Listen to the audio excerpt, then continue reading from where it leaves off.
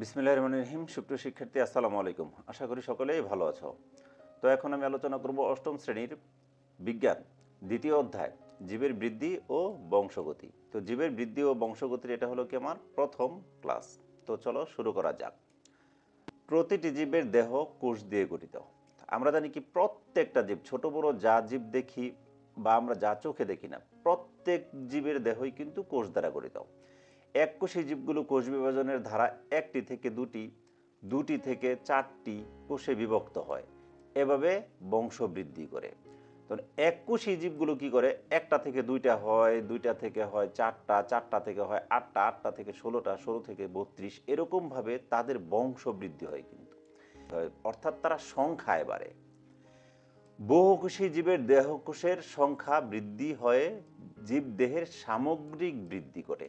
এইখানে একটা জিনিস আছে, কিন্তু কথা আছে। এই যে এককোষী জীবগুলো কিন্তু বিভাজিত হয়ে তারা সংখ্যায় বৃদ্ধি পায়, আর বহুকোষী জীবের দেহকোষের সংখ্যা বৃদ্ধি হয়ে জীব দেহের সামগ্রিক বৃদ্ধি ঘটে। মানে কি, জীব দেহ ছোট থেকে বড় হয়, অর্থাৎ তারা ছোট থেকে বড় হয়, দৈর্ঘ্যে বড় হয় এবং প্রস্থে বৃদ্ধি পায়। কিন্তু এককোষী জীবগুলার বিভাজনের ফলে একটা জীব বিভাজিত হয়ে সেটা দুইটা জীবে পরিণত হয়, অর্থাৎ এইখানে জীবটা সংখ্যায় বৃদ্ধি পাইতেছে, আর এই জায়গার বহুকোষী জীব দেহের কি হইতেছে, জীবগুলোর দেহে বৃদ্ধি পাইতেছে, মানে দেহের বৃদ্ধি করতেছে। এই যে দেহকোষের বিভাজন, এখানে একটা কথা আসছে, কি আসছে, দেহকোষ। অর্থাৎ কোষ কিন্তু দুই প্রকার। কোষ কত প্রকার? দুই প্রকার, দেহকোষ এবং জনন কোষ। দেহকোষ কোনগুলা? যে কোষ জীবদেহের বৃদ্ধিতে অংশগ্রহণ করে তাকে বলা হয় দেহকোষ। আর জনন কোষ কোনটি? যে কোষ জীবদেহের জনন কাজে অংশ নেয়, অর্থাৎ প্রজননে অংশ নেয়। যে কোষগুলো প্রজননে অংশ নেয় তাকে বলা হয় জনন কোষ। ডিম্বাণু নিষিক্ত হওয়ার পর বহুকোষী জীবের জীবন শুরু হয়। তাহলে বহুকোষী জীবের জীবন শুরু হয় কখন? ডিম্বাণু নিষিক্ত হওয়ার পর। ডিম্বাণু যদি নিষিক্ত না হয় তাহলে এই ডিম্বাণুটা কিন্তু ওইখানেই নিষেকের আগেই নষ্ট হয়ে যায়। আর নিষিক্তকরণ সম্পন্ন হলেই একটা বহুকোষী জীবের জীবনটা ওইখান থেকে শুরু হয়, একটি মাত্র কোষ থেকে। বহুকোষী জীবের জীবন শুরু হয় কয়টা কোষ থেকে? একটা কোষ থেকে। নিষিক্ত ডিম্বাণু অর্থাৎ এককোষী জাইগোট ক্রমাগত বিভাজিত হয়ে সৃষ্টি করে লক্ষ লক্ষ কোষ দিয়ে গঠিত বিশাল দেহ। এখন এখানে প্রশ্ন হতে পারে, জাইগোট কি? তো চলো আমরা এই প্রশ্নগুলো একটু দেখে আসি। এখানে পার্ট একে কি ধরনের প্রশ্নগুলো আমাদের হতে পারে। প্রশ্ন, কোষ বিভাজন কি? উত্তর, যে পদ্ধতিতে মাতৃকোষ বিভাজিত হয়ে অপত্য কোষের সৃষ্টি হয় তাকে কোষ বিভাজন বলে। অর্থাৎ কোষ বিভাজন কিন্তু সেটা অ্যামাইটোসিস হোক, মাইটোসিস হোক, মিওসিস হোক, যে কোনো কোষ বিভাজনে কিন্তু মাতৃকোষটা বিভাজিত হয়ে অপত্য কোষের সৃষ্টি হয়। প্রশ্ন 2, কোষ কত প্রকার ও কি কি? তো কোষ দুই প্রকার, দেহকোষ ও জনন কোষ। এক, দেহকোষ, যে সকল কোষ জীব দেহের বৃদ্ধিতে অংশগ্রহণ করে তাকে দেহকোষ বলে। 2, জনন কোষ, যে সকল কোষ জীবের প্রজননে অংশ নেয় তাকে জনন কোষ বলে। প্রশ্ন 3, জাইগোট কি? যৌন জননে স্ত্রী ও পুংজনন কোষের মিলনের ফলে সৃষ্ট কোষকে জাইগোট বলে। এখানে ফলে লেখা হয় রে, এটাকে তোমরা ফলে দিয়ে নিবা পারে। এরপর হলো কি, পার্ট 1, কোষ বিভাজনের প্রকারভেদ। জীব দেহে কয় ধরনের কোষ বিভাজন দেখা যায়? 3 ধরনের, যথা অ্যামাইটোসিস, মাইটোসিস, মিওসিস।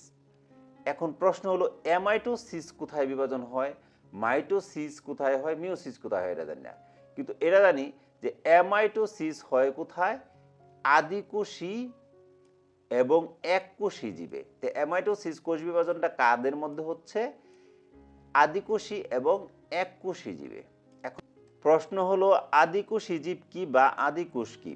তো যে সকল জীবের কোষের কেন্দ্রিকা সুগঠিত না তাদেরকে বলা হয় আদিকোষী জীব, আর এদের কোষকে বলা হয় আদিকোষ। তো যে সকল জীবের কেন্দ্রিকা সুগঠিত না তাদেরকে বলা হয় আদিকোষী জীব বা আদিকোষ, আর এককোষী জীব কি, যে সকল জীবের দেহ একটি মাত্র কোষ দ্বারা গঠিত তাদেরকে এককোষী জীব বলা হয়। এটা আমরা নর্মালি সবাই জানি। তাহলে অ্যামাইটোসিস আমরা জানলাম কোথায় হয়, আদিকোষী বা এককোষী জীবে। আর মাইটোসিস এবং মিওসিস এটা হয় কিন্তু তোমার বহুকোষী জীবে। এই মাইটোসিস এবং মিওসিস হয়। এখন এই অ্যামাইটোসিস কোষ বিভাজন দ্বারা কিন্তু জীব সংখ্যায় বৃদ্ধি পায় এদের, আর মিওসিস কোষ বিভাজন দ্বারাও কিন্তু জীবটা সংখ্যায় বৃদ্ধি পায়। আর এই মাইটোসিস কোষ বিভাজনটা জীবের দৈহিক বৃদ্ধি পায়, অর্থাৎ জীবটা দৈর্ঘ্যে প্রস্থে বড় হয়। যেমন আমরা ছোট থেকে বড় হয়েছি, এটা হলো একটা উদ্ভিদ লাগালে সেটা ছোট থেকে বড় হয় বা মোটা হয়, এই বিভাজনটা হয় মাইটোসিস কোষ বিভাজনের মাধ্যমে, এই কাজগুলো হয়। তাই আশা করি বুঝতে পারছি। তো অ্যামাইটোসিস এ ধরনের কোষ বিভাজন ব্যাকটেরিয়া, ইস্ট, ছত্রাক, অ্যামিবা ইত্যাদি আদিকোষী ও এককোষী জীবে হয়। তাহলে আমরা এটা জানলাম যে অ্যামাইটোসিসটা এই ধরনের এককোষী এবং আদিকোষী জীবে হয়। এককোষী জীবগুলো অ্যামাইটোসিস প্রক্রিয়ায় বিভক্ত হয়ে বংশবৃদ্ধি করে। এ ধরনের কোষ বিভাজনে নিউক্লিয়াসটি ডাম্বেলের আকার ধারণ করে। এই যে নিচে একটা চিত্র দেখলাম, এই চিত্রটা কিন্তু ফুল আমাদের শিখতে হবে। এইখান থেকে প্রশ্ন আসলেই কিন্তু আমাদের এই চিত্রটা অঙ্কন করতে হয়। তাহলে আমাদের এই চিত্রের চিহ্নিতকরণ সাথে অঙ্কন আমাদের না দেখে করতে হবে, কিন্তু এগুলো শিখতে হবে। তো এইখানে কি হয়, এই যে এটা হলো নিউক্লিয়াস, এই নিউক্লিয়াসটা প্রথমে ফুলের ডাম্বেলের আকার ধারণ করে, অর্থাৎ ফুলে মোটা হয়। যেমন যদি একটা আমরা সোলার বুট যদি ভিজিয়ে রাখি, সোলা যদি ভিজিয়ে রেখে সেটা কিন্তু ভিজে মোটা হয়ে যায়, একটা সময় যায় ফেটে যায়, এরকম আমরা দেখি সোলার ক্ষেত্রে। তো এরকম এখানে কি করে, নিউক্লিয়াসটি ফুলের ডাম্বেলের আকৃতি ধারণ করে। ডাম্বেলের আকৃতি ধারণ করার সাথে সাথে এই নিউক্লিয়াসটা এই বরাবর কি করে, ঠিক মাঝ বরাবর দুই পাশ থেকে সংকুচিত হইতে থাকে, একটা খাঁজের সৃষ্টি হয় বা বাজের সৃষ্টি হয়, যে খাঁজটা এখানে লেখা আছে, এবং প্রায় মাঝ বরাবর সংকুচিত হয় ও পরস্পর থেকে বিচ্ছিন্ন হয়ে দুটি অপত্য নিউক্লিয়াসে পরিণত হয়। তাহলে আমরা কি বলবো, এই বিভাজনের শুরুতে নিউক্লিয়াসটি ফুলে ডাম্বেলের আকৃতি ধারণ করে এবং মাঝ বরাবর সংকুচিত হয় ও পরস্পরের থেকে বিচ্ছিন্ন হয়ে দুটি অপত্য নিউক্লিয়াসের জন্ম হয়। আমরা এইটাকে বলবো কি, অপত্য নিউক্লিয়াস।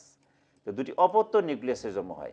ঠিক একই সময়ে, সেম টাইমে, একই সময়ে সাইটোপ্লাজম, এটা কিন্তু সাইটোপ্লাজম, এই বাইরের এই অংশটা কিন্তু সাইটোপ্লাজম, একই সময়ে সাইটোপ্লাজম মাঝ বরাবর, দেখো প্রত্যেকটা চিত্রে কিন্তু একই সময়ে নিউক্লিয়াসটা যতটুকু সংকুচিত হয়েছে, সাইটোপ্লাজমে কিন্তু মানে আনুপাতিক হারে সমানভাবে সংকুচিত হয়েছে। সংকুচিত হয়ে দুটি অপত্য কোষে পরিণত হয়। এ ধরনের বিভাজনে মাতৃকোষের নিউক্লিয়াস ও সাইটোপ্লাজম সরাসরি বিভক্ত হয়ে দুটি অপত্য কোষের সৃষ্টি করে, তাই একে প্রত্যক্ষ কোষ বিভাজন বলা হয়। তাহলে এই যে অ্যামাইটোসিস কোষ বিভাজনকে কিন্তু প্রত্যক্ষ কোষ বিভাজন পদ্ধতি বলা হয়। কেন? এই যে নিউক্লিয়াস এবং সাইটোপ্লাজম এই দুইটা সেম টাইমে বিভাজিত হয় বলে এদেরকে প্রত্যক্ষ কোষ বিভাজন বলা হয়। তাহলে এই বিভাজনটা আমরা কিভাবে বলবো, এই অ্যামাইটোসিস কোষ বিভাজনের শুরুতে নিউক্লিয়াসটি ফুলে ডাম্বেলের আকৃতি ধারণ করে এবং মাঝ বরাবর সংকুচিত হয়ে পরস্পর থেকে বিচ্ছিন্ন হয়ে দুটি অপত্য নিউক্লিয়াস সৃষ্টি হয়।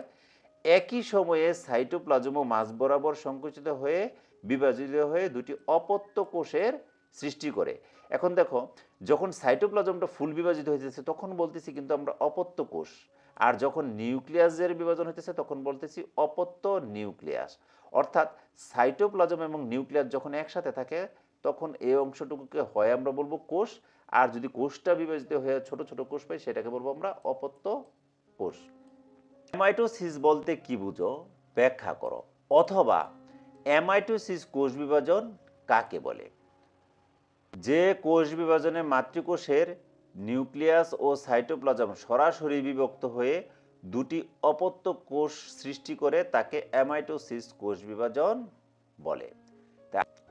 এই ধরনের কোষ বিভাজনে প্রথমে কোষের নিউক্লিয়াস ডাম্বেলের আকার ধারণ করে এবং প্রায় মাঝ বরাবর সংকুচিত হয় ও পরস্পর থেকে বিচ্ছিন্ন হয়ে দুটি অপত্য নিউক্লিয়াসে পরিণত হয়। একই সময়ে সাইটোপ্লাজমও মাঝ বরাবর সংকুচিত হয়ে দুটি অপত্য কোষে পরিণত হয়। ব্যাকটেরিয়া, ইস্ট, ছত্রাক, অ্যামিবা ইত্যাদি এককোষী জীবে অ্যামাইটোসিস প্রক্রিয়ায় বংশবৃদ্ধি করে। এখন 5 নম্বর প্রশ্ন, অ্যামিবার কোষ বিভাজনকে প্রত্যক্ষ কোষ বিভাজন বলা হয় কেন, ব্যাখ্যা করো। এগুলো কিন্তু একই, ওইখানে আমরা যা আলোচনা করছি সেম, তোমরা একটু দেখে নেবা। তারপরেও একটু তোমাদের সুবিধার্থে বলি যে অ্যামিবা এককোষী জীব অ্যামাইটোসিস প্রক্রিয়ায় বিভাজিত হয়ে বংশবৃদ্ধি করে। এই প্রক্রিয়ায় মাতৃকোষের নিউক্লিয়াস ও সাইটোপ্লাজম সরাসরি বিভক্ত হয়ে দুটি অপত্যকোষের সৃষ্টি করে, যা প্রত্যক্ষ কোষ বিভাজন নামে পরিচিত। অ্যামিবা কোষও সরাসরি বিভক্ত হয়ে দুটি অপত্য কোষের সৃষ্টি করে, এজন্য অ্যামিবার কোষ বিভাজনকে প্রত্যক্ষ কোষ বিভাজন বলা হয়। 6 নাম্বার, অ্যামাইটোসিস কোষ বিভাজন প্রক্রিয়া বর্ণনা করো। ব্যাকটেরিয়ার কোষ বিভাজন প্রক্রিয়া বর্ণনা করো, অথবা এককোষী প্রাণীর কোষ বিভাজন প্রক্রিয়া বর্ণনা করো, বা অ্যামাইটোসিস কোষ বিভাজনের বৈশিষ্ট্য ব্যাখ্যা করো। এগুলা মূলত মানে সব একই ধরনের প্রশ্ন। আমরা বইয়ে যা দেখছি মানে ওই অংশটুকু ব্যাখ্যা করে দিলেই হবে। তবে এই যে বৈশিষ্ট্যর ক্ষেত্রে বৈশিষ্ট্য যদি চাই তাহলে ওই চিত্র দিলেও চলবো, কিন্তু এইভাবে বৈশিষ্ট্যটা লিখলে একটু ভালো হয়। নিচে অ্যামাইটোসিস কোষ বিভাজনের বৈশিষ্ট্য বর্ণনা করা হলো। অ্যামাইটোসিস কোষ বিভাজন ব্যাকটেরিয়া, ইস্ট, ছত্রাক ইত্যাদি এককোষী জীবে সম্পন্ন হয়। এটা কিন্তু ওইটার প্রথম লাইন। অ্যামাইটোসিস কোষ বিভাজন প্রক্রিয়ায় এককোষী জীবগুলো বিভক্ত হয়ে বংশবৃদ্ধি করে, এটাও আমরা জানি। অ্যামাইটোসিস কোষ বিভাজনে মাতৃকোষের নিউক্লিয়াস ও সাইটোপ্লাজম সরাসরি বিভক্ত হয়ে দুটি অপত্য কোষের সৃষ্টি করে। তো এগুলো আমাদের জানা আছে না? আশা করি বুঝতে পারছো। ভিডিওটি দেখার জন্য ধন্যবাদ। ভিডিওটি ভালো লেগে থাকলে অবশ্যই চ্যানেলটি সাবস্ক্রাইব করে রাখবে, এবং যদি ফেসবুক পেজ থেকে দেখে থাকো অবশ্যই ফলো দিয়ে করে রাখবে।